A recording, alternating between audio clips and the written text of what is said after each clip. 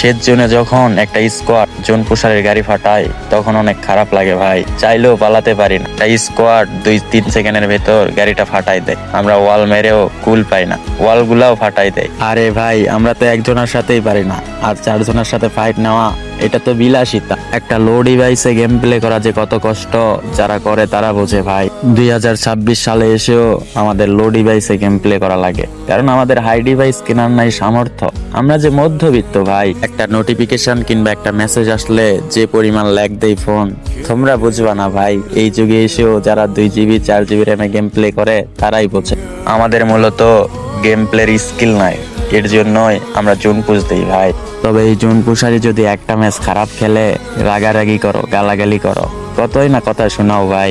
আজকে গেমে মিষ্টি সব এসেছে, 99% সার কিংবা 9 ডায়মন্ডে সব দিলেও নিতে পারতাম না ভাই, সেখানে 70% সার দিয়েছে, কেমনে নিব ভাই?